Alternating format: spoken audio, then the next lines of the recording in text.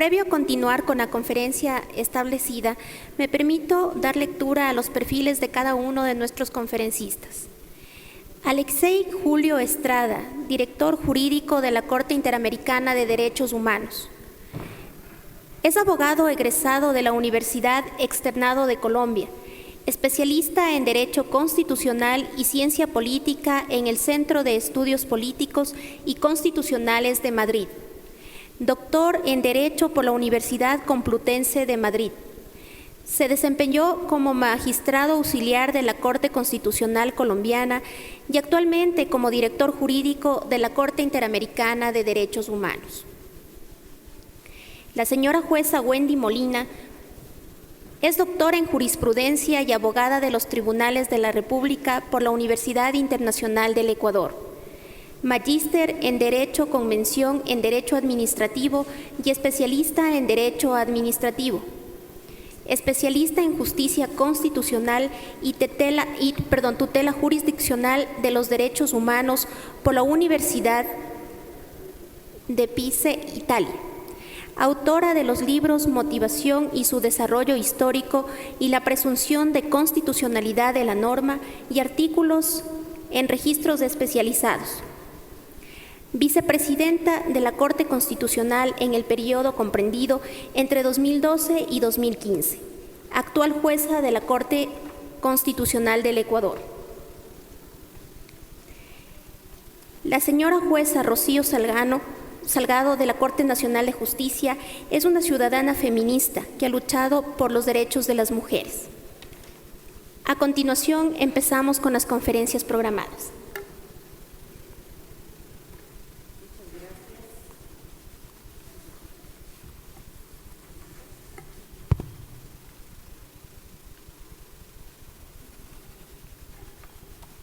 Buenos días, miembros de la mesa de trabajo, señoras y señores que asisten al seminario internacional en el marco del trabajo de la Corte Interamericana de Derechos Humanos. En este momento me place dirigir la mesa de trabajo denominada Perspectiva de Género en la Justicia Nacional e Internacional. Hablar de la perspectiva de género en la justicia nacional e internacional tiene que ver con el trabajo que hacen las juezas y jueces en los distintos ámbitos jurisdiccionales para aplicar enfoques, para aplicar perspectivas que dan cuenta de la protección de los derechos de las mujeres, de la protección de los derechos desde una perspectiva de género que no solo implica el derecho de las mujeres, valga la aclaración. En este sentido, esta mesa lo que busca es ubicar o identificar cuáles son justamente esos enfoques de género que están utilizando nuestros tribunales, tanto a nivel nacional como internacional. Y es por ello que la perspectiva general que trabaja la Corte Interamericana de Derechos Humanos va a poder ser contrastada o ser complementada o analizada con la perspectiva que tiene tanto la Corte Constitucional ecuatoriana como la Corte Nacional de Justicia. Como ha sido anunciado, para ello hemos invitado a tres importantes juristas. El primero, el doctor Alexei Julio Estrada, director jurídico de la Corte Interamericana de Derechos Humanos.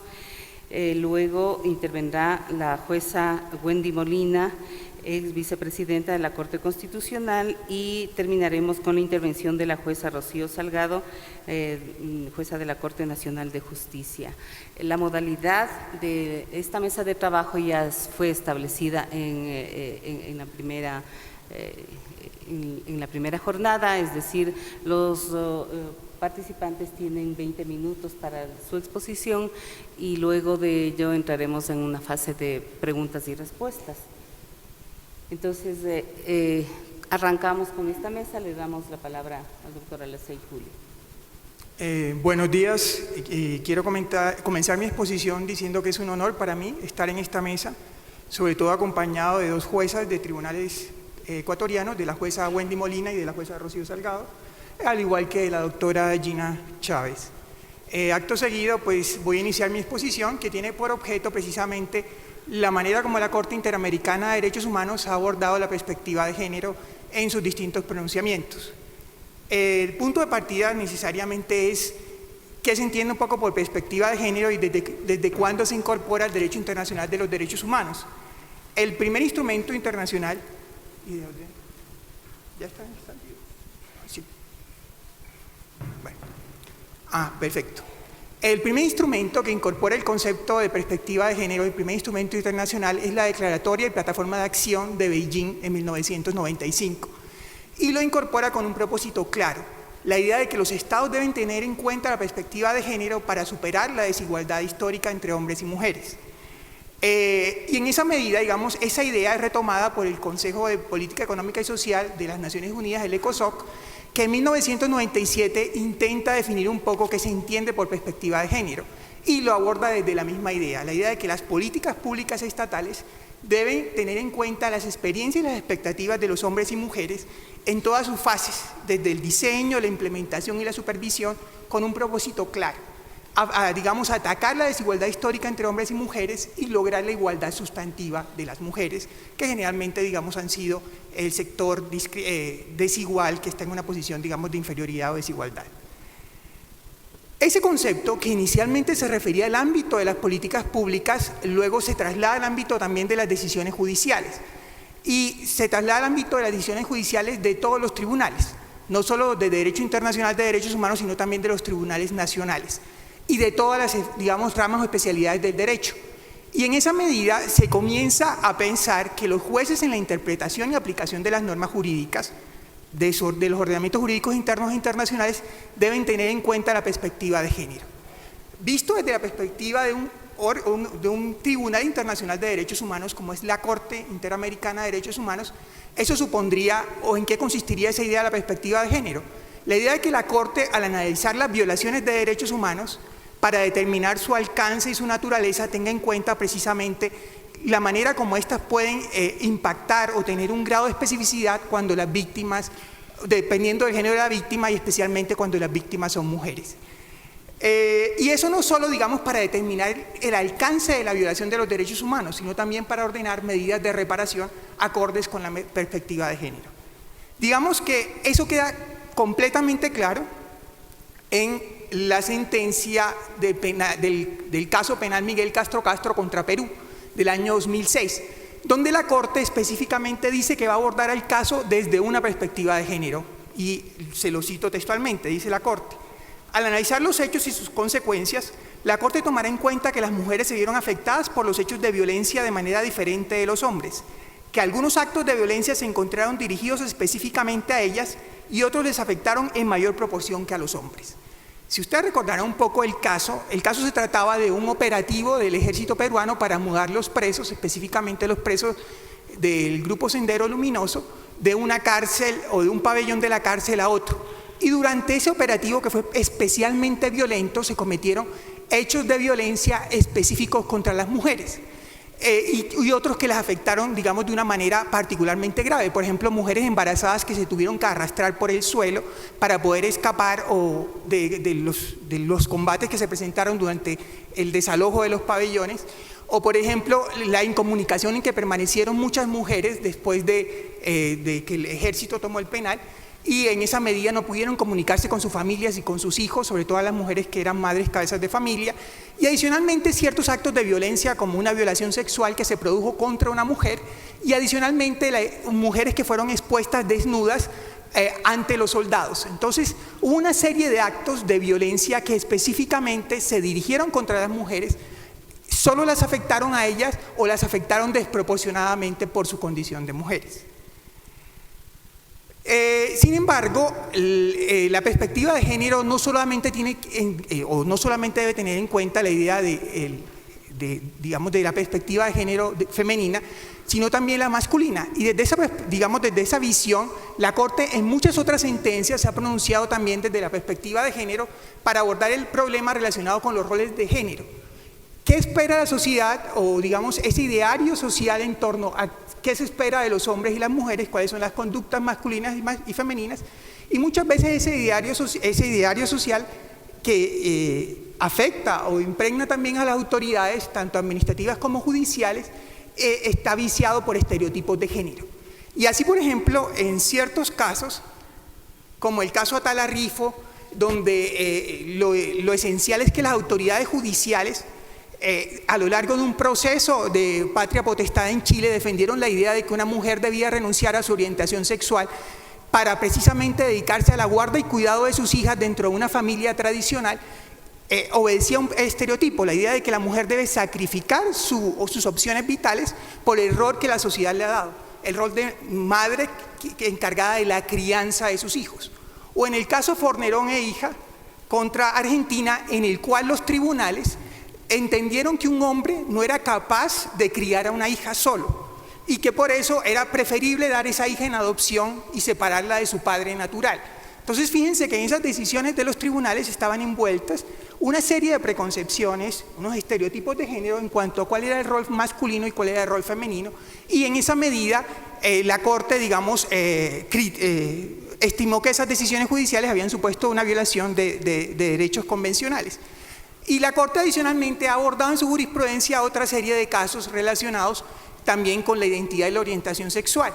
Pero digamos que el mayor número de decisiones de la Corte en relación con la perspectiva de género sí se relacionan necesariamente con casos relacionados con violencia y discriminación contra la mujer. Ese es el grueso de las sentencias de la Corte.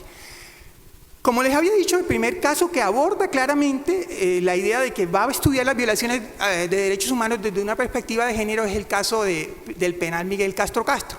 Pero ya previamente en otros casos, como el caso de masacre Plan de Sánchez del 2004 y en el caso de la masacre de Mapiripán, la Corte sí había mencionado la idea de que ciertas violaciones causan un especial impacto en las mujeres. Por ejemplo, en el caso de masacre Plan de Sánchez eran las violaciones sexuales cometidas por el ejército guatemalteco durante el conflicto armado interno de Guatemala, y la idea de que esas violaciones estaban dirigidas a producir un estigma particular en las mujeres, porque sobre todo eran mujeres pertenecientes a comunidades indígenas. Y en el caso de la masacre de Mapiripán estaba un poco implícita la idea de que el desplazamiento forzado de una comunidad afecta de una manera particular y agravada a las mujeres. Dado que ese es el grueso de la jurisprudencia de la Corte, a eso voy a dedicar la parte central de mi exposición, a ver cómo ha abordado la Corte Interamericana de Derechos Humanos en su jurisprudencia el concepto de violencia contra la mujer y discriminación contra la mujer, el concepto de violencia sexual, el homicidio por razones de género, y luego me referiré a la manera como la Corte ha abordado las obligaciones estatales y a las reparaciones que la Corte ha ordenado en estos casos que han tenido, digamos, cierta perspectiva de género. Bien.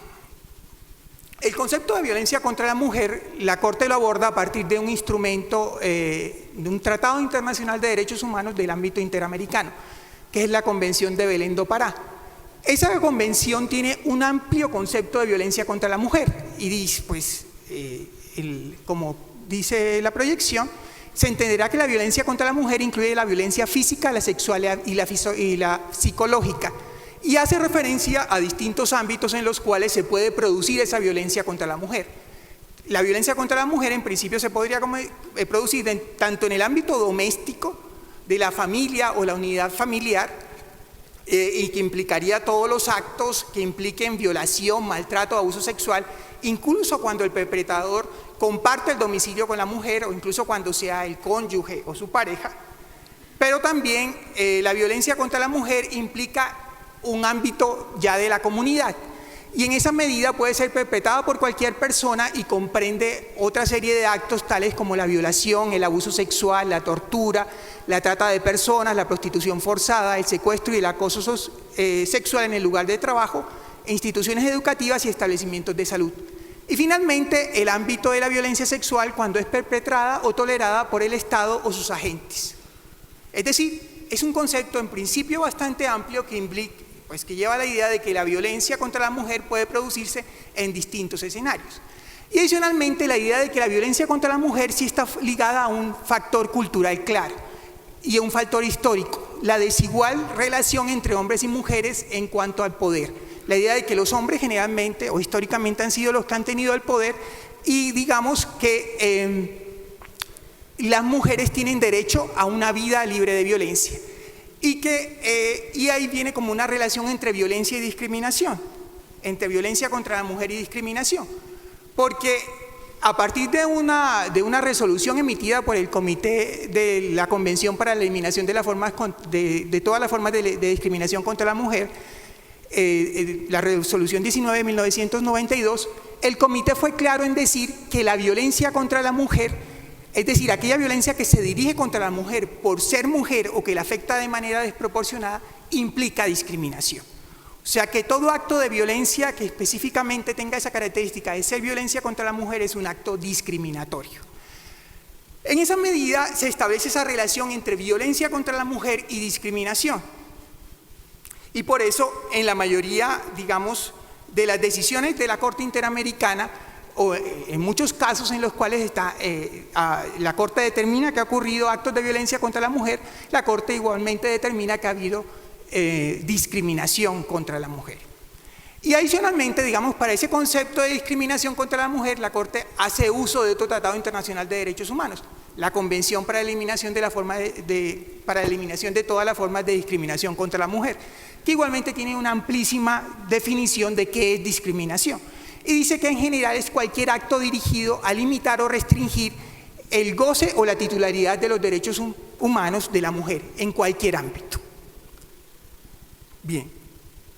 Sin embargo, no necesariamente todo acto de discriminación contra la mujer implica violencia contra la mujer.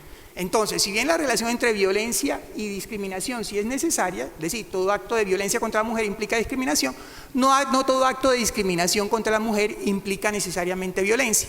Y por ejemplo, yo les traigo aquí dos casos donde la Corte ha determinado actos discriminatorios de la mujer que no implicaban violencia contra la mujer. El primero es la opinión consultiva 4 de 1984, cuando el Estado de Costa Rica le somete a la Corte una cuestión que es que pensaba cambiar el artículo constitucional que regía la naturalización de extranjeros y establecía que toda mujer extranjera que se casara con un hombre costarricense adquiría la nacionalidad, pero no establecía que todo hombre que se casara con una mujer costarricense adquiría la nacionalidad. Entonces era una medida clarísimamente discriminatoria. Es decir, el hombre sí le podía transmitir la nacionalidad a la mujer, pero a la mujer no, al cónyuge si era extranjero. Y la Corte declaró que esa medida era clarísimamente discriminatoria y por lo tanto violaba el artículo 24 de la Convención. Y un caso de discriminación indirecta, que es también un caso contra Costa Rica, el caso de Artavia Murillo contra Costa Rica, que se trata de la prohibición de una técnica de reproducción asistida, de la fecundación in vitro.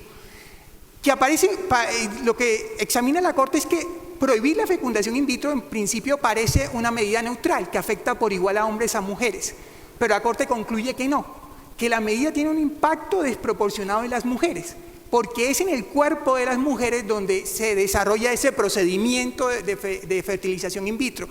A ella se le implantan los óvulos, ella es la que sufre los cambios hormonales y adicionalmente vienen los estereotipos de género, la idea de que la mujer es la que asume ese rol de ser fecundada, de dar a luz y que generalmente, que es un estereotipo de género y en esa medida es algo reprobable, asocia el ideal femenino con la maternidad. Y las mujeres que no son madres generalmente son estigmatizadas a nivel social. Entonces la Corte entiende que esa medida aparentemente neutra es realmente una medida de discriminación indirecta porque afecta particularmente a las mujeres. Digamos, tanto por los procesos biológicos propios de las mujeres como por los estereotipos sociales que ligan el concepto de maternidad con el concepto de la mujer. Sin embargo, como les decía, la mayor parte de los casos de los cuales se ha ocupado la Corte son casos de violencia contra la mujer y sobre todo casos de violencia sexual contra las mujeres. por la naturaleza del tribunal y por la naturaleza de los casos que le han llegado. Digamos, a partir de la amplia gama de casos que ha conocido la Corte sí ha establecido como unas definiciones muy claras en torno a qué se entiende por violencia sexual. En el caso más reciente, que es el caso Jota contra Perú, la Corte define la violencia sexual como: la violencia sexual se configura con acciones de naturaleza sexual que se cometen en una persona sin su consentimiento, que además de comprender la invasión física del cuerpo humano, pueden incluir actos que no involucren penetración o incluso contacto físico alguno. Por ejemplo, el caso del penal Miguel Castro Castro. Las reclusas, luego de que finaliza la operación de traslado de los pabellones, son expuestas desnudas, se les quita la ropa y son expuestas frente a los soldados que las custodiaban, que estaban enmascarados. La Corte entiende que, aunque no hubo manoseos ni actos de agresión física, esa mera exposición de las mujeres desnudas ante los soldados encapuchados era violencia sexual. Digamos que ese es el concepto que ha elaborado la Corte. Y adicionalmente, la violencia sexual también puede implicar actos de agresión física, como en el caso Jota, donde lo que discutía la señora Jota era que en el curso, cuando la detuvieron, la requisaron fuertemente y la manosearon sexualmente. Y en esa medida, lo que ella alegaba era que había habido una violencia sexual contra ella al momento de la detención, por la manera como se habían comportado los agentes estatales al momento de la detención. Y la Corte pues también ha definido que es violación sexual porque también ha tenido que enfrentar una gran pluralidad de casos relacionados con la violencia sexual. Y en ese sentido pues la define como los actos de penetración vaginal o anal sin consentimiento de la víctima mediante la utilización de otras partes del cuerpo del agresor u objetos, así como la penetración bucal mediante el miembro viril. La Corte ha llegado a la conclusión de que cualquier tipo de penetración, por insignificante que sea, supone violación. Y específicamente también resulta ejemplificativo el caso del penal Miguel Castro Castro, donde la violación sexual fue por una inspección vaginal que le hicieron a las reclusas los agentes estatales, aparentemente en condiciones muy asépticas, en una camilla y con guantes quirúrgicos y demás, pero era una invasión de su cuerpo por la manera como se le practicó la requisa. Adicionalmente, digamos, también por la índole de casos que llega a su conocimiento, la Corte siempre, en la mayoría de los casos en que la violación sexual es cometida por agentes del Estado, ha concluido que se trata de tortura. Es decir, que no solo es un acto, digamos, que afecta a la intimidad y la vida privada de la mujer, sino que afecta a su integridad personal y por eso es un acto de tortura. Y porque encuentra que en esos casos de violación sexual se configuran los tres típicos elementos de la tortura, que es un sufrimiento severo, tanto físico como psíquico en la mujer, la idea de que ese es un acto intencional, los agentes del Estado lo perpetran de manera intencional, y adicionalmente la idea que tiene una finalidad específica, bien sea para humillar o degradar a la mujer, bien sea como un mecanismo de coacción para que suministre información, etcétera, etcétera. Adicionalmente, la Corte también tiene una amplísima jurisprudencia sobre estos actos de violencia sexual en el marco de conflictos armados y desde una doble perspectiva, la perspectiva colectiva, la idea de que esos actos de violencia sexual en el marco de los conflictos armados van dirigidos a causar estigma y una especial, digamos, rechazo social a las mujeres que padecen o son víctimas de estos actos de violencia sexual, y también, digamos, desde el ámbito individual, y específicamente cuando las víctimas de violencia sexual son mujeres pertenecientes a comunidades indígenas. La Corte se ha referido a la estructura tradicional y patriarcal que tienen estas comunidades, de manera que determina que las mujeres que son víctimas de violencia sexual sufren estigma y rechazo por parte de sus comunidades, y eso también, digamos, establece como un carácter particular en torno a la gravedad de la violación de derechos humanos que suponen estos actos. Como veo que se me acaba el tiempo, en 5 minutos concluyo mi exposición. Finalmente, como la última tipología de estos actos de violencia contra la mujer serían los actos más graves. El homicidio por razones de género o feminicidio, que también del cual se ha ocupado la Corte en varios casos, en el caso de Campo Algodonero contra México y en 2 casos recientes contra Guatemala, que son Beli Franco y Velázquez País. En todos estos casos había como un contexto previo de violencia contra la mujer que digamos, se expresaba o se manifestaba en aumento de la tasa contra homicidio contra las mujeres, pero también, digamos, como en una cultura que permitía que floreciera esa violencia contra la mujer. Y esa cultura, o en esa cultura que permitía que floreciera la violencia contra la mujer, también participaban agentes estatales, que no se tomaban en serio las denuncias de los actos de violencia contra las mujeres, que no investigaban las desapariciones contra las mujeres, y los jueces que eran renuentes o displicentes en investigar esos delitos. Entonces la Corte lo que determina es que hay un conjunto hay un clima en la sociedad del cual participan las autoridades estatales que favorece esa violencia y esos actos de homicidio contra la mujer. La Corte no ha definido, digamos, qué es homicidio por razones de género, pero en principio se entendería que son homicidios que se cometen contra las mujeres por razón de ser mujeres y que generalmente están en los cuales generalmente digamos, hay clara manifestación de violencia física contra la mujer y muchas veces de violencia sexual, y que también, digamos, en esos casos hay como ese clima o ese contexto de permisividad frente a esos actos de violencia contra la mujer.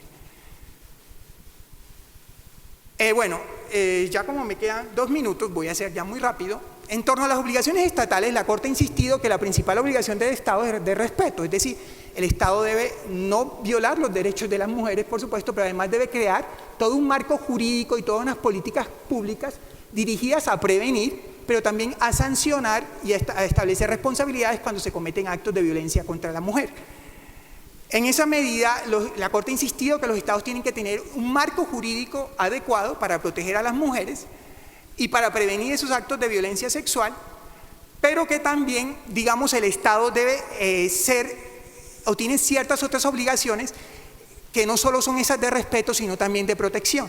Específicamente en los casos de cuando los actos de violencia contra las mujeres son cometidos no por agentes estatales, sino por terceros. Y específicamente en los casos de homicidio por razones de género o desapariciones de mujeres. La Corte ha establecido que el Estado tiene un deber de actuar rápidamente cuando se producen denuncias de desapariciones contra las mujeres para evitar precisamente que esas denuncias terminen simplemente en la constatación de que se ha producido un homicidio por razones de género. Y además la Corte ha sido muy enfática en la idea de que hay que acabar con los estereotipos de género. Los estereotipos de género, por ejemplo, que supone que cuando se denuncia una desaparición de una mujer, la autoridad de policía diga, no, ella se escapó con el novio o se voló de la casa. La Corte dice, ese es un típico estereotipo de género que implica responsabilidad del Estado. O la idea, por ejemplo, de que la autoridad estatal determine que no se puede creer en la veracidad del testimonio de una víctima solo por su condición de delincuente. Entonces, que es una manipuladora, tiene una personalidad histriónica, que no se le puede creer y que por lo tanto su testimonio generalmente sobre actos de violencia sexual que se han cometido contra ella no es veraz. Y adicionalmente la idea de que las mismas autoridades establecen como casos en los cuales es menos importante establecer la veracidad de los hechos y llevar a cabo la investigación simplemente por cómo estaba vestida la víctima. Entonces, si se encuentra una mujer que está vestida de cierta manera, se asocia con que, precisamente por un estereotipo de género, que es una mujer que se dedica a la prostitución o que es una mujer que por lo tanto no es tan importante estudiar su caso. O por lo menos en los casos de femicidio, o de homicidio por razones de género, en los cuales las autoridades estatales se enfocan no en investigar las causas de femicidio, sino en el pasado sexual de la víctima. Cuántos novios tuvo, quiénes fueron sus novios, si era promiscua. La Corte dice, todos esos son estereotipos de género que implican la responsabilidad del Estado porque el Estado no ha cumplido con la debida diligencia de la investigación. Debida diligencia que le impone la Convención de Belé do Pará en el artículo 7, numeral B. Y finalmente, ya solo un minuto, para intentar abarcar todos los aspectos que pensaba abarcar en mi exposición, las reparaciones. Y la idea de que las reparaciones también tienen que tener en cuenta esa perspectiva de género. Algunos autores han criticado a la Corte porque sobre todo ha hecho énfasis en la idea de que las reparaciones en estos casos de violencia contra la mujer y de violencia sexual, generalmente se concentran en la idea de la investigación judicial de lo que pasó. Y lo que dicen los autores es que esa es una visión demasiado, digamos, reduccionista. Que la idea de la perspectiva de género no se reduce a eso, a la idea de que los crímenes deben ser investigados con perspectiva de género y deben crearse condiciones favorables para que las mujeres declaren y se les practiquen exámenes para determinar si han sido víctimas de violencia. Pero la Corte ha tenido como también la idea de que las reparaciones tienen que tener una perspectiva transformadora. Y solo me voy a limitar a mencionar 2 casos concretos y relativamente recientes.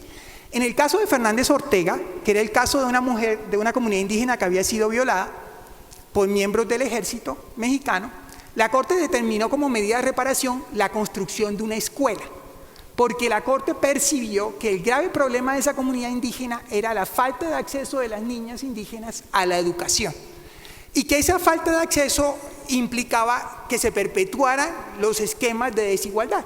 La mujer no accedía a la educación y seguía teniendo ese rol secundario o desigual digamos, dentro de la comunidad. Entonces la Corte ordena como medida de reparación la creación de una escuela que es como una especie también de albergue, debido a las distancias de la región donde las niñas fueran educadas y adicionalmente recibieran una especial formación en materia de derechos humanos y derechos de la mujer. Y en el caso más reciente de femicidio o de homicidio por razones de género contra Guatemala, la Corte también adopta una medida de reparación que tiene como ese carácter transformador. La idea de que en el sistema educativo nacional de Guatemala, en todos los niveles, se incluya un programa de educación permanente para erradicar la discriminación de género, para, digamos, precisamente fomentar esa idea de igualdad entre hombres y mujeres y para acabar con los estereotipos de género.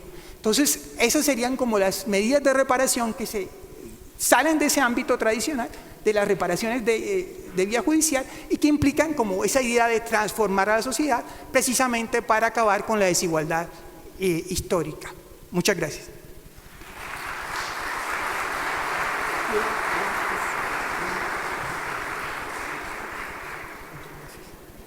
Gracias al doctor Alexei Julio por la exposición y por autocontrolarse en el tiempo. Una situación que es bastante importante, especialmente en el ámbito jurisdiccional. Pasamos entonces a la exposición de la doctora Wendy Molina. Ella nos va a hablar sobre las perspectivas de género sobre las cuales trabaja en la Corte Constitucional del Ecuador. Doctora. Muchas gracias. Muy buenos días, buenas tardes con quienes me acompañan en este panel. Un saludo también especial a todos ustedes que se encuentran aquí presentes, demostrando el interés por estos temas tan profundos y que contribuyen indudablemente siempre a propender a unas sociedades más justas, más equitativas.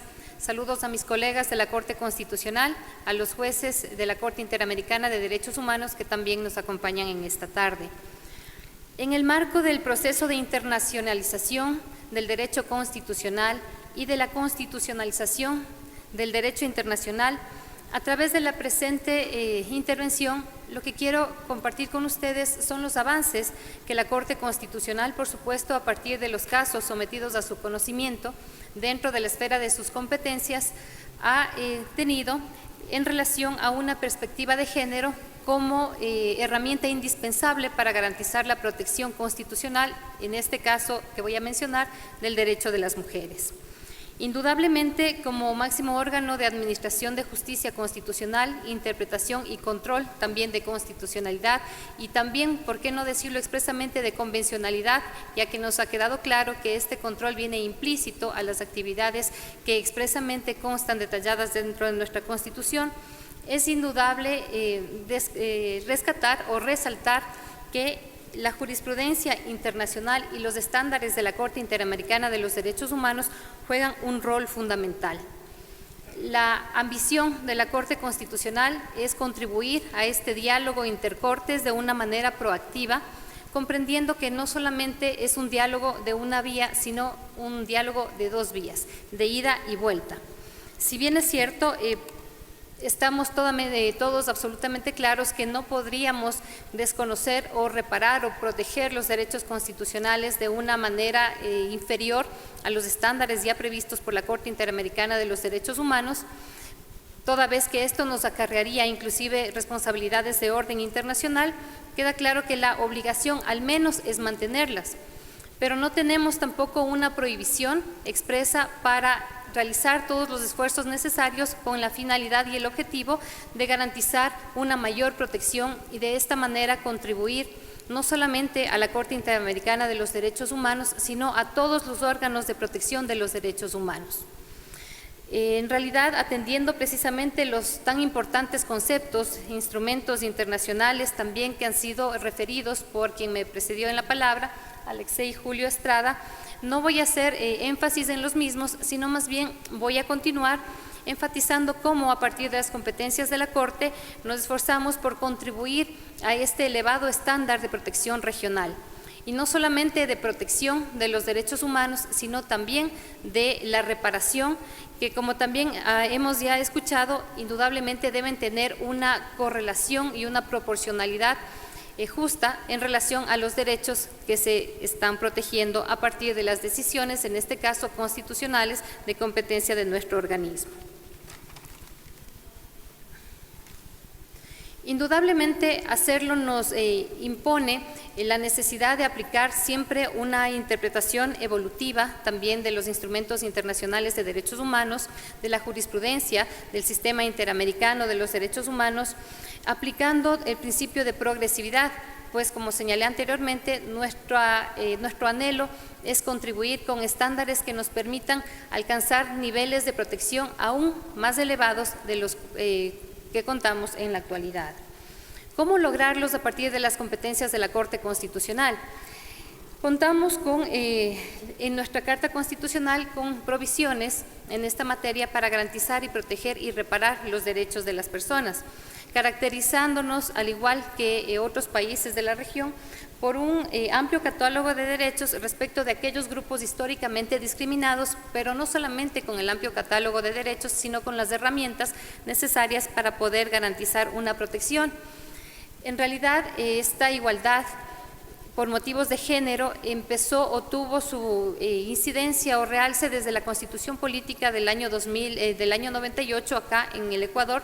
Sin embargo, no alcanzó a conseguir saltos de manera cualitativa, a diferencia de aquella situación que se plasma a partir de la actual Constitución, en la cual la exigibilidad del principio de igualdad y no discriminación ciertamente, y la justiciabilidad de los derechos también, por supuesto, ciertamente nos ha cambiado este panorama y nos ha permitido llegar a plasmar ya en casos prácticos este reconocimiento o esta garantía de los derechos.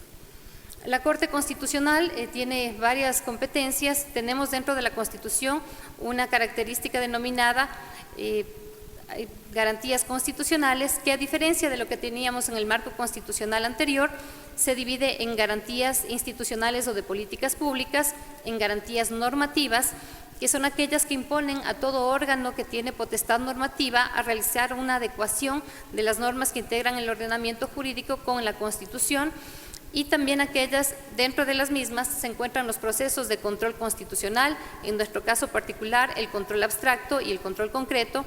También escuchábamos hace un momento ciertas características o particularidades del sistema difuso, que en la actualidad ya no opera en el Ecuador, y hasta ciertas sugerencias. Sin embargo, la finalidad siempre va a ser garantizar la vigencia plena de la Constitución, su supremacía, y garantizar la protección de los derechos y de las libertades.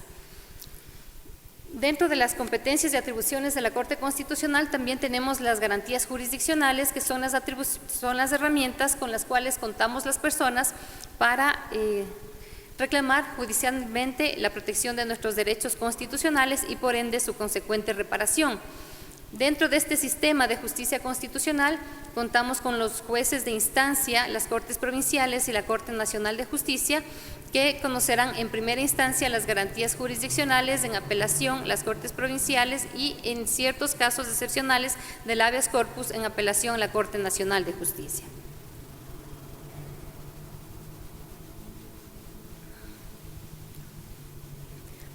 Las garantías jurisdiccionales de competencia de dichos órganos son la acción de protección, medidas cautelares, acción de acceso a la información, habeas data, habeas corpus, mientras que también contamos con garantías jurisdiccionales de competencia exclusiva y privativa de la Corte Constitucional, como son las acciones de incumplimiento de dictámenes y sentencias constitucionales que tienen por objeto garantizar el derecho a la tutela judicial efectiva en su fase de ejecución, las acciones por incumplimiento que tienen por objeto garantizar el cumplimiento de las disposiciones que forman parte del ordenamiento jurídico, siendo estas infraconstitucionales, así como de los instrumentos de informes de organismos internacionales de derechos humanos, y las acciones extraordinarias de protección que se pueden presentar en contra de sentencias, resoluciones, o autos con fuerza de sentencia que se encuentren firmes y ejecutoriados. Por supuesto, también dentro de estas acciones extraordinarias de protección pueden ser planteadas o revisadas aquellas decisiones correspondientes a la justicia indígena. Además, a través de los procesos de selección y de revisión, siendo el máximo órgano de Administración de Justicia Constitucional y careciendo de esta competencia de ser un órgano de apelación, todas las sentencias que son emitidas por quienes integran la estructura de la Administración de Justicia Constitucional, una vez que se encuentran ejecutoriadas, serán remitidas a la Corte para este proceso de selección y de revisión. El objeto será el de emitir jurisprudencia vinculante, sin embargo, también, dependiendo del caso, se podrá resolver o revisar la sentencia en concreto. Indudablemente, la labor jurisdiccional de la Corte Constitucional tiene un soporte fundamental, como señalé, que son las sentencias del Sistema Interamericano de Derechos Humanos. Y cada vez más se han ido expandiendo sus efectos vinculantes dentro de la región. En el caso ecuatoriano de la Corte Constitucional, debo señalar que es imperioso hacer referencia y llegar a una remisión y utilización de estos estándares previstos en el Sistema Interamericano de los Derechos Humanos y en su jurisprudencia, aun cuando el Estado ecuatoriano no haya sido parte del caso en concreto. De esta manera estamos demostrando cuál es el compromiso palpable de la Corte Constitucional de cumplir con la Convención Americana de los Derechos Humanos, con los instrumentos internacionales de derechos humanos y, por supuesto, de contribuir de una manera proactiva a este diálogo intercortes. Quiero de una manera práctica comentar con ustedes cómo esta referencia realizada y también el marco conceptual, los instrumentos internacionales anteriormente referidos, la jurisprudencia también señalada, aterriza de manera práctica y concreta en los casos que llegan a la Corte Constitucional y específicamente en un caso que es el último dictado con esta perspectiva de género, dando de esta manera un rostro humano a la justicia, dando un nombre y apellido a una reparación de los derechos constitucionales vulnerados y también de las medidas de reparación que se han llegado a adoptar dentro del presente caso.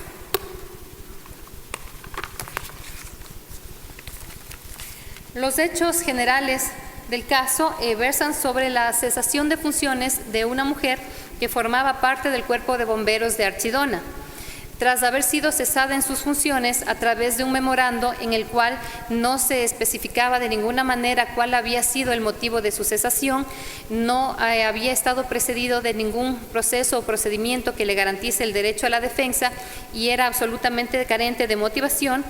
Esta mujer presentó una acción de protección ante los juzgados de instancia de la provincia del Napo. En primera instancia, el juez que conoció la causa, sin entrar a resolver el fondo del asunto, desconociendo que inclusive la jurisprudencia de la Corte Constitucional reitera la obligación que tienen los jueces constitucionales de pronunciarse respecto de la alegación de vulneración de los derechos constitucionales, y solamente en aquellos casos en los cuales se llegue a determinar la inexistencia de esta vulneración, se podría sugerir que existen otras vías pertinentes para dicha reclamación. En el presente caso, como señalé, el juez de instancia, sin hacer el más mínimo análisis ni referencia a la alegación de los derechos vulnerados, en sentencia decidió negar la acción de protección, señalando que se trataba de un aspecto que debía ser reclamado dentro de la justicia ordinaria. Ante esta sentencia, que indudablemente negaba las aspiraciones y las reclamaciones del accionante, ella presentó un recurso de apelación, El mismo juez de instancia, desconociendo su obligación de remitir a la instancia superior para que conozca el recurso de apelación presentado, decidió inadmitir el recurso de apelación por considerar que éste había sido presentado de manera extemporánea. Recordemos que, si bien es cierto, nuestra Constitución determina que en materia constitucional todos los días son hábiles, el artículo 24 de la Ley Orgánica de Garantías Jurisdiccionales y Control Constitucional, cuando hace referencia precisamente a la apelación dentro de las garantías jurisdiccionales, prevé que el término será de 3 días para presentarlo. Inclusive existe también jurisprudencia de la propia Corte Constitucional en la cual se ha señalado que esta determinación de que para ejercer un derecho de recurrir en contra de un fallo de una sentencia en materia constitucional serán considerados solamente los días hábiles, toda vez que es necesario contar con toda la administración de justicia, su aparataje en pleno funcionamiento. Pese a ello, el juez inadmitió el recurso de apelación. En lo posterior, la accionante solicitó una revocatoria en virtud de esta negativa del recurso de apelación, la cual quedó inconclusa. Y quedó inconclusa porque la accionante decidió recurrir a la esfera administrativa y denunciar la actuación del funcionario judicial ante el Consejo de la Judicatura, quien, después de haber realizado el correspondiente procedimiento, lo destituyó. A decir del accionante, estas actuaciones generaron una vulneración sistemática de sus derechos, no solamente en cuanto al debido proceso y a la tutela judicial efectiva, que no encontró o que no le brindaron cabida a sus reclamaciones de índole constitucional a través de la acción de protección presentada, sino también una vulneración a sus derechos de mujer. Para exponer la forma cómo resolvió la Corte Constitucional, cómo llegó a determinar la vulneración de los derechos constitucionales del accionante, cuáles fueron estos y además las formas de reparación, voy a hacer una división en 2 aspectos. Primero, aquella revisión relativa a si es que existió vulneración por parte del administrador de justicia en virtud de haber negado en primera instancia una sentencia y en lo posterior haber inadmitido un recurso de apelación por aparentemente haber sido presentado extemporáneo. En este caso, la Corte Constitucional llegó a determinar que se vulneró, por supuesto, el derecho a la tutela judicial efectiva. Si bien es cierto, en primera instancia, la accionante tuvo la posibilidad de acceder con su presentación de la acción de protección ante el conocimiento del juez de instancia, él mismo la bloqueó y no le brindó las protecciones necesarias que garantizan un debido proceso. Indudablemente también se generó una vulneración a la seguridad jurídica, toda vez que existe jurisprudencia de la Corte Constitucional que le impedía realizar esta actuación. Dadas estas circunstancias, como medida de reparación, la Corte Constitucional dispuso dejar sin efecto la sentencia del juez de primera instancia con una particularidad. Una vez que el juez fue cesado y vino en reemplazo el nuevo juez, él mismo conoció y resolvió el pedido de revocatoria, elevando este recurso a la Corte Provincial del Napo. La Corte Provincial ratificó la sentencia de primera instancia, negó la acción de protección y además señaló que no podía hacer mayor pronunciamiento toda vez que la fase del recurso de apelación había precluido en vista de que el juez de instancia inicialmente había ya resuelto la inadmisión del mismo. Dentro de estas medidas de reparación, que finalmente dejan sin efecto y sin ninguna decisión al proceso constitucional instaurado, la Corte Constitucional precisamente exhorta a que las autoridades judiciales están obligadas a prestar la debida diligencia en el conocimiento de aquellos casos en los cuales se puede advertir que existe una violencia contra las mujeres y una discriminación. ¿Y cómo llegamos a esta determinación? A partir del siguiente planteamiento. El siguiente planteamiento versa respecto a que si es que en realidad la actuación realizada por el Cuerpo de Bomberos de Archidona generó vulneración a los derechos de la mujer y además si es que la decisión tuvo como móvil el hecho de que la accionante haya sido mujer, por lo que habría caído en una situación de discriminación. Precisamente ustedes podrán notar o podrá generarse la inquietud de por qué en esta decisión no se retrotrajo el proceso hasta la vulneración del derecho constitucional en la sentencia y por qué no se ha dispuesto la remisión de una nueva sentencia. y es que por tratarse de una acción extraordinaria de protección en contra de una sentencia de una acción de protección que es una garantía jurisdiccional, la Corte está facultada para realizar el análisis del fondo del asunto y para llegar a determinar y declarar de ser el caso la vulneración de los derechos constitucionales y su consecuente reparación. En este caso, la accionante había alegado que no fue cesada por motivos de incompetencia dentro del trabajo, falta de responsabilidad, entre otros, sino exclusivamente por su condición de ser mujer. Dentro de la audiencia que fue convocada a las partes, el Cuerpo de Bomberos no pudo aportar ningún elemento, ningún argumento que nos lleve a concluir de que la cesación de funciones del accionante tenía como relación o como objeto su deficiente actuación profesional, sino únicamente y lamentablemente, aunque ustedes no lo crean, se resaltaron criterios como los que era un favor el que le hicimos al separarle de la institución, porque este es un trabajo para hombres, más no para mujeres. La Corte Constitucional determinó si es que existía un vínculo laboral, un vínculo de dependencia entre el accionante y la entidad demandada, toda vez que además se llegó a determinar o se llegó a señalar por parte del Cuerpo de Bomberos que no se mantenía una relación de dependencia y que era simplemente una mujer que ejercía sus labores como voluntaria dentro del Cuerpo de Bomberos. Dentro o después de revisar todos los documentos y realizar también las preguntas dentro de la correspondiente audiencia pública, se llegó a determinar que constaban dentro del mismo aquellos actos administrativos que le otorgaban estabilidad y le otorgaban el reconocimiento primero de subteniente del Cuerpo de Bomberos y en segunda instancia de segunda jefe del Cuerpo de Bomberos Municipal de Archidona.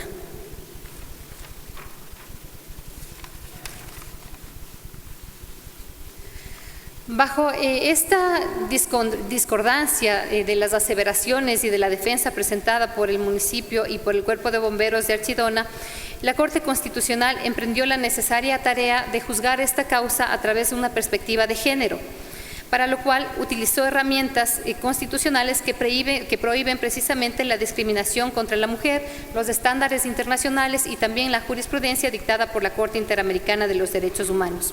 Además, decidió aportar, gracias, me quedan 3 minutos, voy a ser muy breve.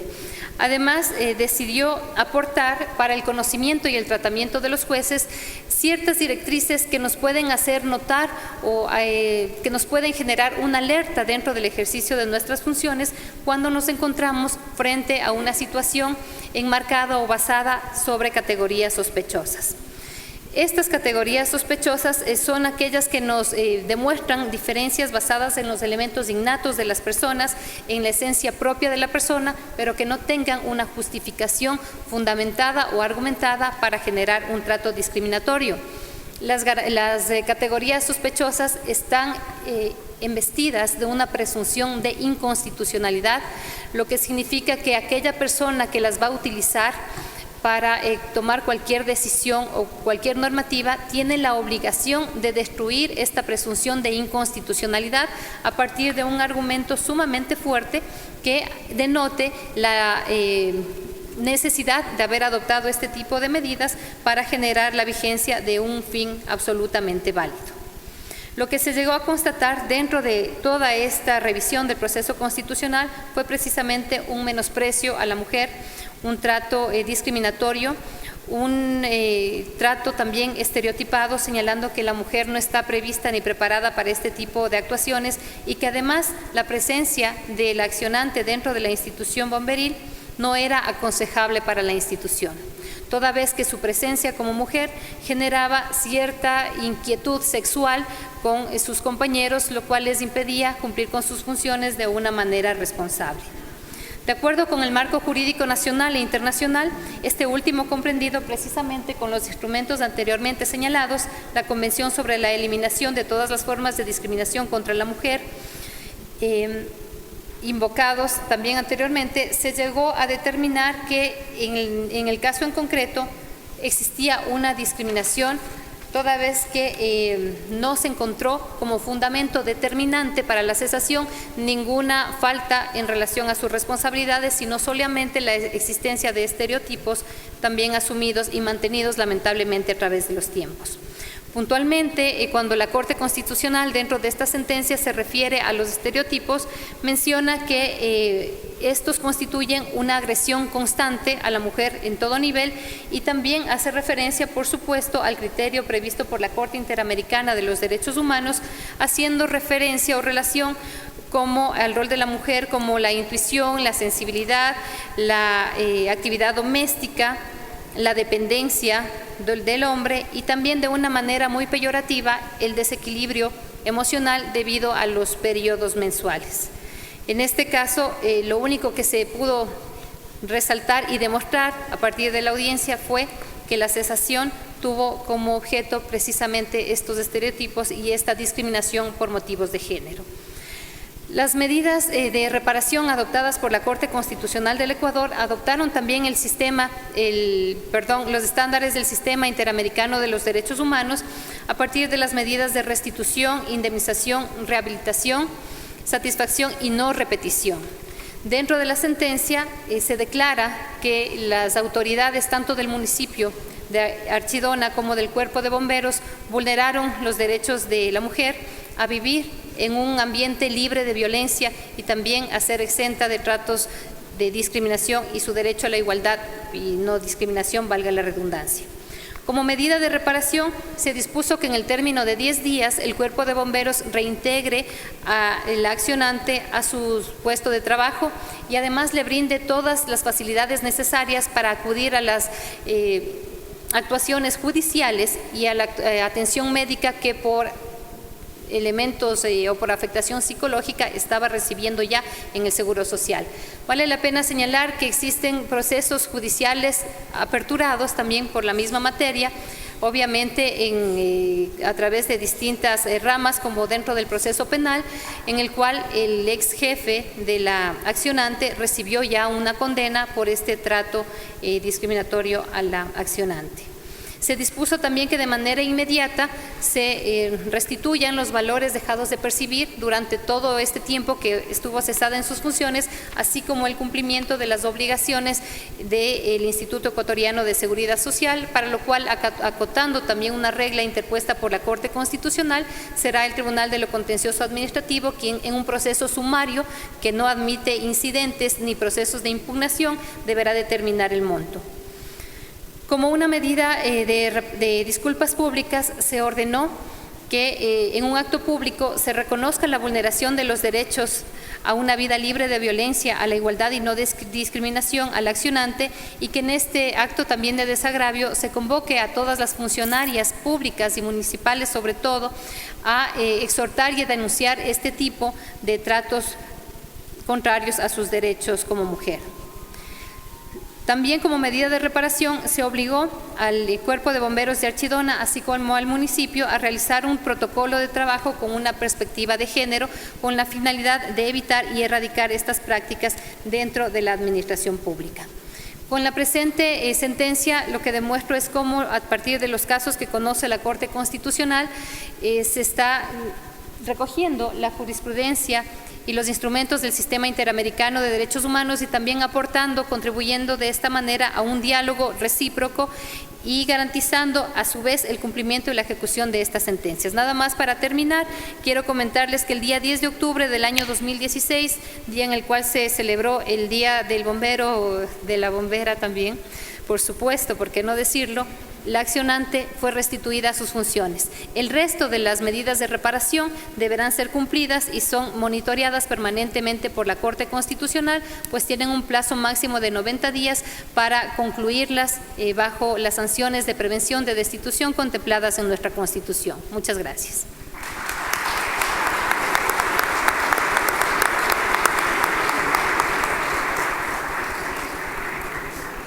Le agradezco a la doctora Wendy Molina por su intervención. Para concluir esta mesa de trabajo, doy paso a la doctora Judith Salgado, jueza de la Corte Nacional de Justicia. Rocío Salgado. Perdón, sí, Rocío Salgado. Perdón, sí. La doctora Rocío Salgado. Un saludo y mi abrazo fraterno a mi compañera, a las compañeras del panel, a mi compañero y a las personas, hombres y mujeres presentes, que entiendo yo y estoy absolutamente sensibilizado frente a la posibilidad de que tengan que pasarse más tiempo sentados, de manera que voy a tratar de resumir telegráficamente mi exposición, la exposición de algunos criterios a partir de dos vertientes.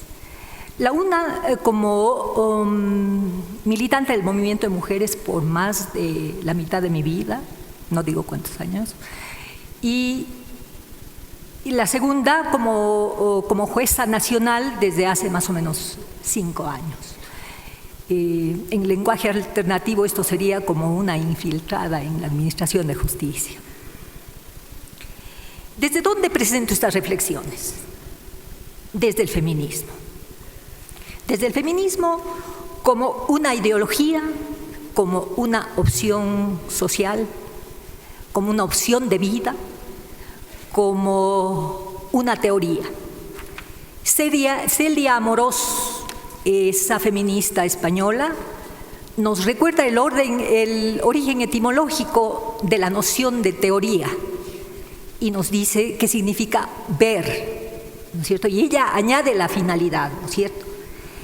Posibilitar una nueva visión, una nueva interpretación de la realidad, su resignificación.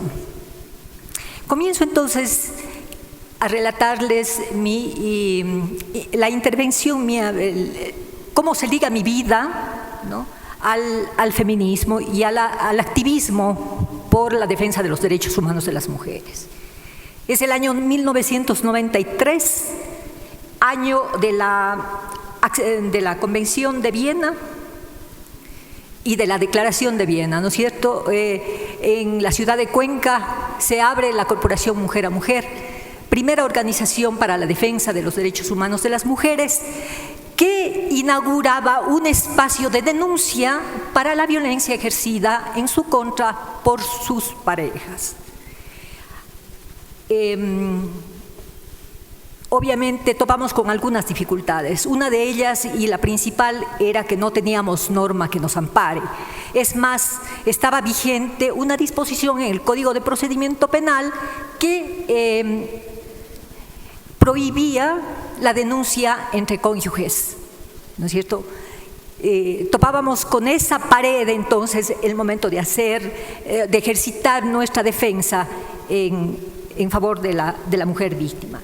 En el año 94 culmina la elaboración de la Convención Interamericana para prevenir, sancionar y erradicar la violencia contra las mujeres por parte de la CIM, que es el órgano de la OEA encargado de la defensa internacional de los derechos de las mujeres, ¿no? Y documento que obviamente se elaboró en coordinación con el movimiento internacional del movimiento Mujeres y en el Ecuador, en el año 94, se abren las comisarías de la mujer y la familia. La Corporación Mujer a Mujer, entonces, pasa a ser la contraparte técnica de la Comisaría de la Mujer en la ciudad de Cuenca.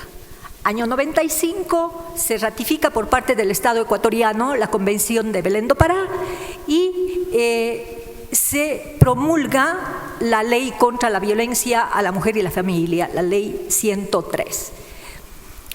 Hasta entonces el único documento internacional que nosotros conocíamos en favor de los derechos de las mujeres era la CEDAW, la Carta Magna de las Mujeres, ¿no es cierto?, que había sido difundido incipientemente por el movimiento de mujeres.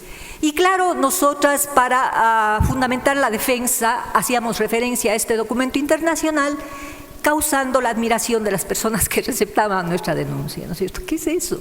Cuando realmente estaba vigente la Constitución de 1997, que daba a los tratados internacionales una jerarquía de infraconstitucionales, ¿no? Entonces, no nos servía de mucho.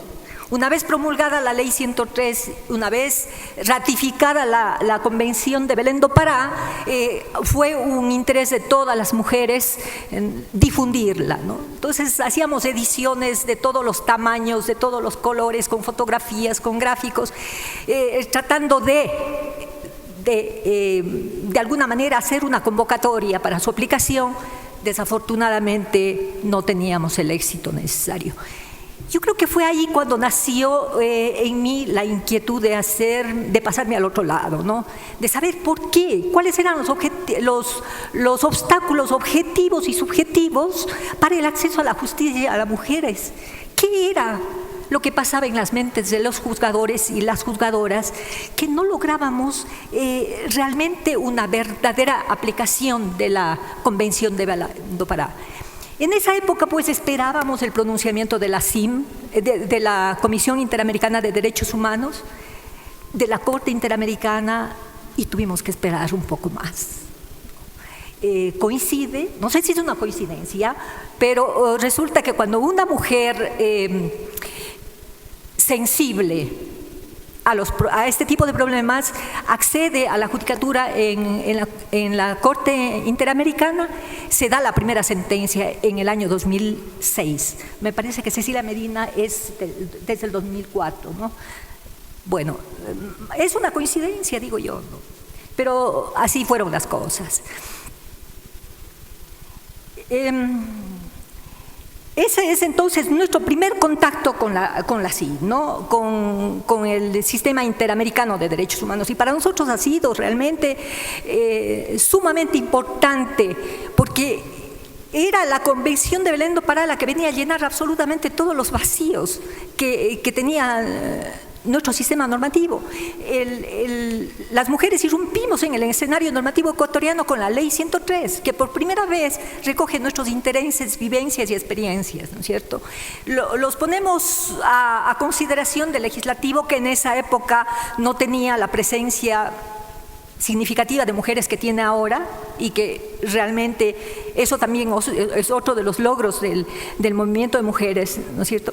Sin embargo, de eso, pues, claro, tuvimos que negociar, y por ejemplo, una ley que se había planteado como ley contra la violencia a las mujeres, tuvo que terminar siendo una ley contra la violencia a la mujer y la familia, ¿no? Era imposible pensar que una mujer puede estar desligada de esta entelequia que se le tenía como a la familia, ¿no?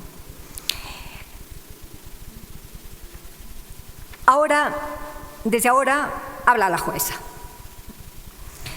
Se supone que en un Estado constitucional de derechos y justicia, ¿no es cierto?, las juezas y jueces somos garantes de derechos. Frente a la dificultad de que el legislador contemple todas las contingencias a las que están sujetos los actos de los seres humanos, las juezas y los jueces, en nuestros despachos, en conocimiento de las circunstancias ya particulares, de las circunstancias fácticas, concretas, en esa labor responsable y solitaria constituimos los sujetos de derecho, libres de estereotipos, o apegándonos o fortaleciendo los estereotipos, haciéndolos visibles para deslegitimarlos o fortaleciendo su vigencia.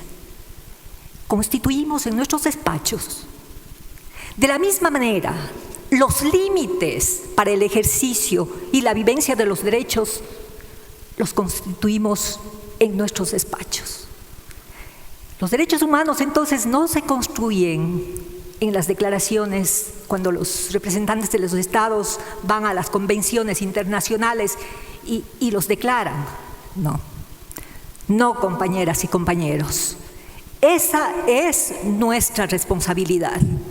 En esa labor solitaria y responsable somos nosotras los que constituimos sujetos de derecho y límites al ejercicio de derechos.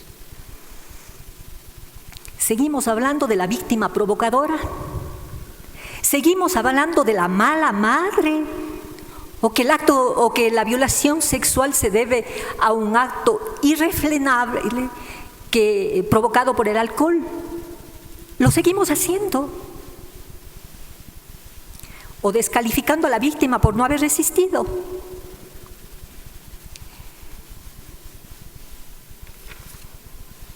Lo que acabo de decir, entonces, da cuenta que el derecho no se agota en las normas.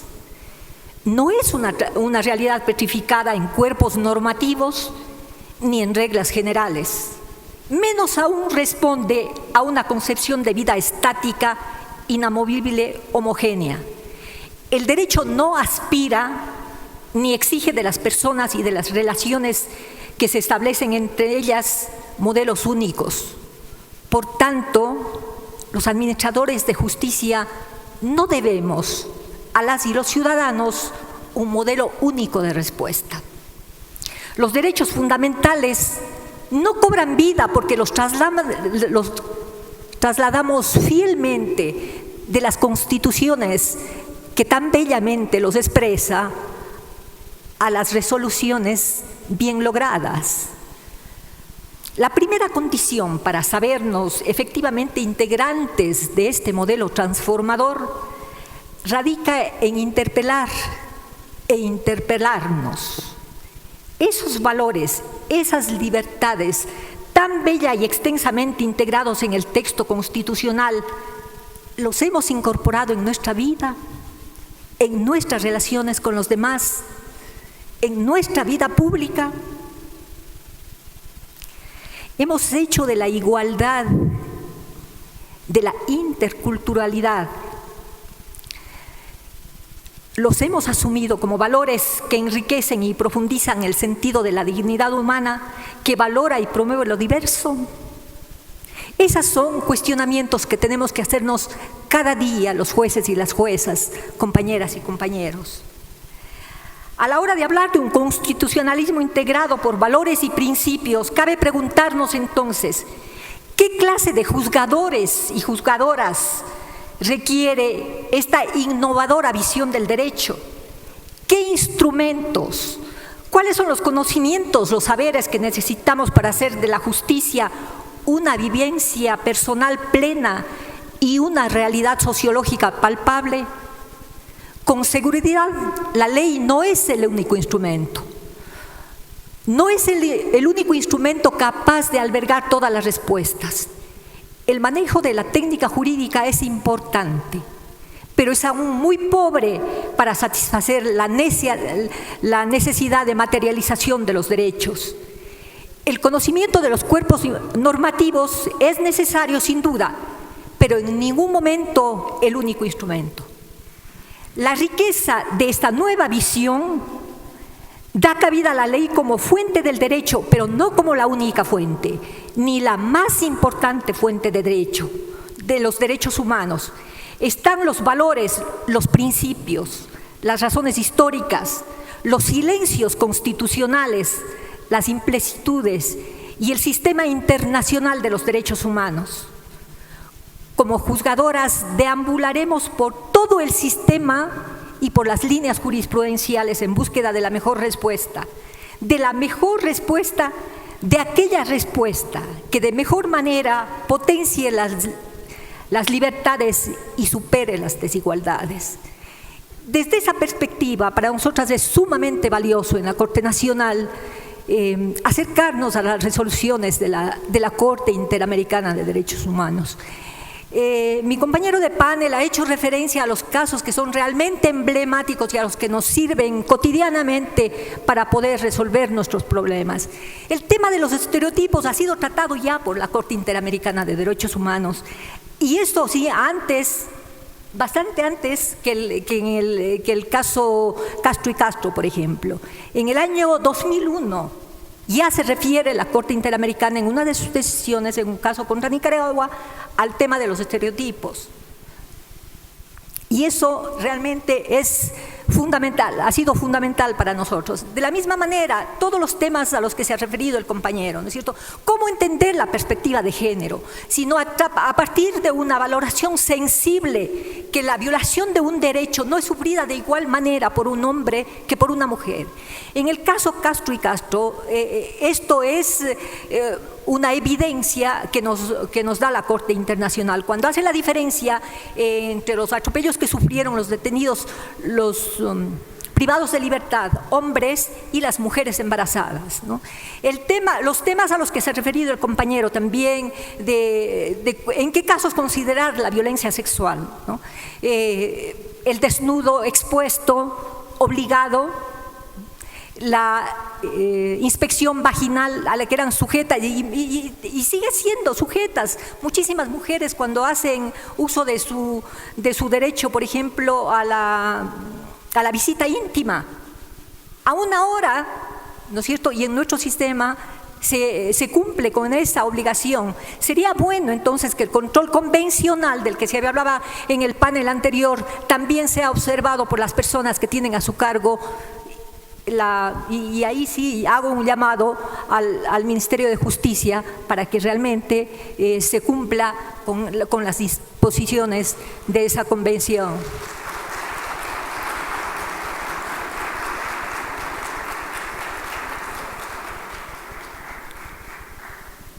¿Cómo no hablar de las resoluciones de la Corte, por ejemplo, del voto salvado del juez, o voto razonado, de los votos razonados en general? Dicen que el derecho avanza a partir de los votos razonados y de los votos salvados, ¿no? A mí me parece, realmente para mí es un deleite leer un voto razonado del juez, en general de los jueces, pero sobre todo del juez Cansado Trinidad, ¿no? Cuando define a la víctima y establece la condición de víctima de la madre de un niño asesinado, por ejemplo, ¿no? Desde una perspectiva absolutamente humana. ¡Qué maravilla! Qué maravilla oír, por ejemplo, toda la reflexión que este juez hace sobre el proyecto de vida que se afecta y que tiene que necesariamente ser considerado al momento de la reparación. ¿Cómo pensar entonces, si es que no se liga el proyecto de vida y que él lo adscribe a la dimensión espiritual de los seres humanos? ¿Cómo no considerar eso al momento de la reparación? Y es ahí donde los jueces nacionales, por ejemplo, tenemos cualquier cantidad de problemas con el tema de la reparación. Usualmente los jueces y las juezas lo que hacen es reducirla a un monto económico, ya no, ni siquiera, y sería bueno que se haga también eso, ¿no es cierto?, que se reduzca a la investigación, ¿no? Porque de acuerdo con la definición que la Corte Interamericana da de debida diligencia, por ejemplo, toda la línea jurisprudencial que desarrolla en el tema, por ejemplo, del desarrollo del testimonio de la víctima, ¿no? Todas las inconsistencias que pueda tener una persona que está tan significativamente afectada y que puede ser que varíen, ¿no? La Corte Interamericana dice, eso hay que considerarlo, eso hay que considerar. Nunca el testimonio de una víctima puede ser la fiel transcripción cuando hace un relato, y más aún en el caso nuestro que se exige que la víctima esté reiteradamente dando su testimonio, ¿no? Entonces, todas esas cosas para nosotros realmente la jurisprudencia, las líneas jurisprudenciales desarrolladas por la Corte Interamericana son absolutamente importantes, y yo convoco a ustedes, juezas y jueces, que hagamos un ejercicio para aproximarnos a ellas y para aproximarnos cada vez más a la justicia a partir de sus orientaciones. Eso, gracias.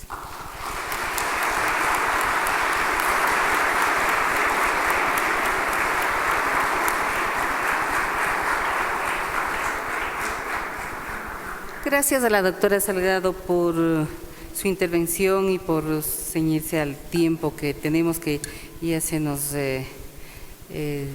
está yendo de las manos. Nos ha llegado 2 preguntas para el doctor Alexei Julio. Voy a leerlas para que responda las 2 en una misma intervención. Dice: diferenciar las formas de juzgar y ver los hechos desde la perspectiva de género no podría tener como efecto el fortalecer los estereotipos de género. Por ejemplo, fortalecer estereotipos como son más débiles, entre comillas, y por ende hay que juzgarle diferente. Al diferenciar a partir de la perspectiva de género, ¿no estaríamos fortaleciendo los estereotipos negativos de género? Esa es una pregunta. Y la otra es, ¿cuál es la diferencia entre reparación y prevención? La exposición indicó acciones que permiten prevenir otras acciones similares. En este sentido, ¿cómo se reparan esas medidas los daños sufridos por las víctimas? ¿Puedes repetir la segunda? Que no... Dice, ¿cuál es la diferencia entre reparación y prevención? La exposición indicó acciones que permiten prevenir otras acciones similares. En este sentido, ¿cómo reparar esas medidas? ¿Cómo reparar a través de esas medidas? Debe ser, ¿no? Los daños sufridos por las víctimas. Eso dice la pregunta. Bueno, en relación a la primera pregunta, la idea precisamente de apreciar los hechos y sus consecuencias de acuerdo a las diferencias o a las particularidades de género no necesariamente implica repetir estereotipos. Yo les pongo, y insisto, en un caso que expuse a lo largo de mi exposición, el caso Artavia Murillo. En el caso de Artavia Murillo estaban dos cosas claras.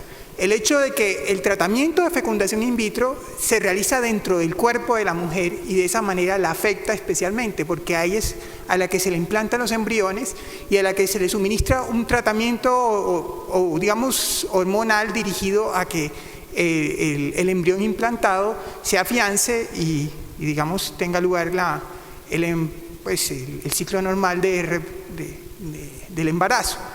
Si se llama de esa manera, perdonen las imprecisiones técnicas. En esa medida, en ese caso es claro que la prohibición de la fecundación in vitro impacta de una manera diferente a las mujeres, porque es en el cuerpo de las mujeres que ese procedimiento se lleva a cabo. Y eso necesariamente lo tiene que tener en cuenta el juzgador. Y eso no implica repetir un estereotipo de género, es simplemente constatar un hecho. Mientras que en la misma sentencia la Corte sí se refiere a los estereotipos de género que asocian a la mujer con la maternidad y a la idea de que la mujer generalmente se le atribuye la responsabilidad por la infertilidad, aunque muchas veces no sea así. Entonces, en una misma sentencia uno puede distinguir claramente lo que es un estereotipo que debe ser combatido con la idea de que hay un hecho diferente, una afectación de los derechos diferentes que debe ser reparada y tenida en cuenta de una distinta manera. Entonces, no necesariamente hay que confundir las dos cosas. Los estereotipos hay que atacarlos en las decisiones judiciales, pero el impacto o la naturaleza diferente de las violaciones hay que tenerla en cuenta. Y en torno a la segunda pregunta, tal vez mi exposición fue muy rápida por las premuras del tiempo. Digamos que cuando hablamos de prevención nos referimos a las obligaciones estatales. Una de las obligaciones del Estado es prevenir que ocurran violaciones a derechos humanos. Y esa obligación de prevención se puede llevar de distintas maneras. En general se entiende, por ejemplo, que con un diseño jurídico y con políticas públicas dirigidas a evitar que grupos que están particularmente en riesgo sufran esas violaciones, como por ejemplo las mujeres cuando hay un contexto de violencia indiscriminada contra las mujeres, o las niñas cuando hay esos mismos contextos de violencia indiscriminada.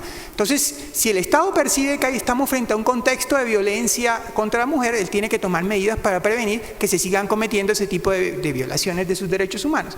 Y otra cosa es reparar. La idea es reparar cuando se ha producido la violación. Pero muchas veces las medidas de reparación que ordena la Corte, y bueno, tal vez en eso se liga la pregunta, tienden a que el Estado diseñe mecanismos para prevenir futuras violaciones, como precisamente las medidas a las que yo me refería que pretendían tener un carácter transformador. Si un Estado incorpora en sus programas, en su política pública de educación, programas dirigidos a atacar la discriminación por razones de género y a fomentar la idea de igualdad sustancial o sustantiva entre hombres y mujeres, es claro que eso tendrá como un efecto prevenir futuras violaciones de derechos humanos de las mujeres. Gracias.